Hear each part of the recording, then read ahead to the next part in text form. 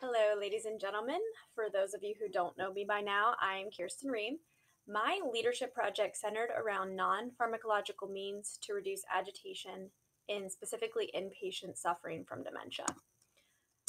You may ask why this project blossomed. Just to kind of paraphrase, several months ago, my unit had a patient with dementia with behavioral disturbances. One day, she wandered into my patient's room, and fearing for that patient's safety, I followed her.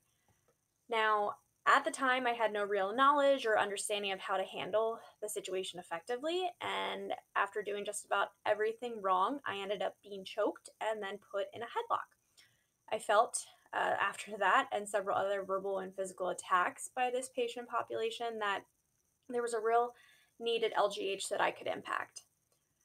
From an organizational standpoint, I found both physical and verbal violence against staff as primarily occurring at the hands of patients with cognitive impairments. Specifically, 36% of reported physical violence and 12% of reported verbal violence occurs by patients that have a cognitive impairment. In addition, through a survey prior to my unit's pilot, I felt a lot of inconsistencies around staff levels of comfort when caring for patients with dementia. And many of them, even despite feeling comfortable, reported getting hit, kicked, bit, spit at. You can see some of their responses in the Wordle here on the side of the screen. And many of them were having this occur more often than what was being reported through LGH's workplace violence forms. And the evidence really does show that underreported is not an isolated issue at LGH. With that being said, the purpose of my project is first to better equip bedside providers with evidence based tools and skills for handling this population and reducing and all around preventing agitation. The hope is not only to reduce the physical violence, but to, for the sake of staff, but to also impact cost and length of stay for patients with dementia and inevitably free up resources and improve support for our bedside providers. There were several key stakeholders throughout LGH, some of which are listed here, but the most vital stakeholders were the staff on 8 North and Maria. First, the opinions and input of staff was really vital because they were the ones that took the evidence-based measures and, despite the fact that many of them were tested at nursing home settings, really made them applicable to the real world and to the inpatient setting. Next, Maria, who is the nurse manager of our volunteer services, really provided her knowledge and helped create the training for volunteers that I'll discuss later. And then going forward, though, I do feel like our IT personnel will really push the project hospital wide, and I'll talk about that a little bit later as well. The interventions that push this project have been really multifaceted. Several months ago, I joined the dementia task force that we talked about in the last slide. And as a task force, we came together and first created a tiered system of interventions, which you can see here on the side of the screen.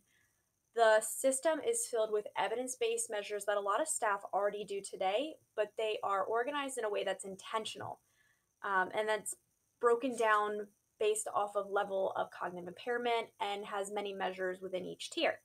As part of the system, we can now lean on our specially trained volunteers who are taught by Maria communication tools and can come up and interact with patients with dementia to also be a resource for our dementia flower.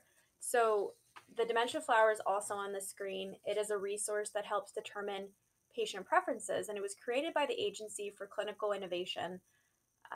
It's really a fun, creative way to gain information about patients with dementia that allows us to find out as much as possible so that we can enter their world. We often, try and have them enter our world, and that just doesn't work for patients with dementia. So, as part of this tool, we also find out their musical preferences. Research shows that the use of music really, has a calming effect and improves the mood, and it often reduces the use of antipsychotics for patients with dementia. Therefore, that was the measure that I looked at the most was implementing music therapy at standardized times of the day. Now, while the stakeholders were key in the project, the interventions were instrumental. The success of this project really, I felt, was because of the strategies I used. Recently at LGH, several changes have been forcibly pushed into practice, which was required but often ineffective when it comes to implementation. So I took a route that allowed the project to spread more organically. I did this through informal discussions with staff and, had some laid back education sessions and really pushed the fact that we as the unit were the ones that own the pilot and we are the ones that need to make the evidence-based measures applicable to our practice. As successes are starting to be seen, the next step is to spread that to all the North units in the hospital. So as noted in the last slide, successes are starting to be seen. In these final 2 weeks, though, I will collect the data to really determine the preliminary success of the project. By the end of the week, I will collect a post-pilot survey to see how staff perceptions around patients with dementia have changed. I will also assess the overall cost and time required for staff training and continue to retroactively monitor the unit's self-reporting of music therapy during bathing times and also the typical times of sundowning. I'm really interested in this, to be honest with you, because I found through doing random auditing that it's really not getting utilized at standardized times. And then also some other measures is the occurrence of staff injuries, whether or not patients and staff have complained because of the music and the distractions that come with that. And then long term, looking at the use of restraints to see if that reduces with these standardized measures.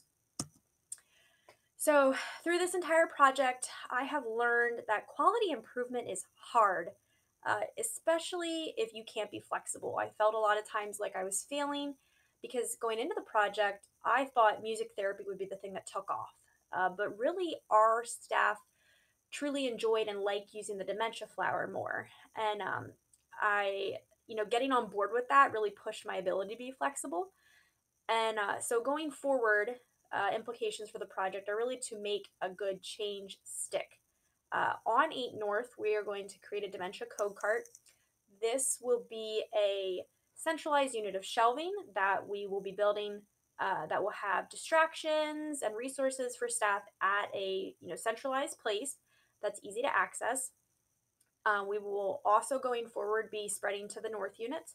So I, over the next few weeks and months, will be acting as a resource and educating those staff with the hope of one day creating a standardized policy procedure around this population with some of these measures.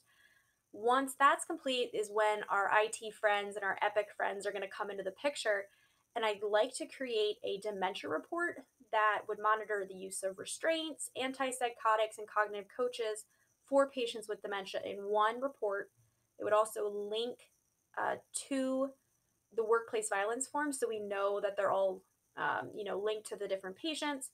And to do that, we're going to have to change the culture a little bit, get staff to report more often when they're being attacked, either verbally or physically.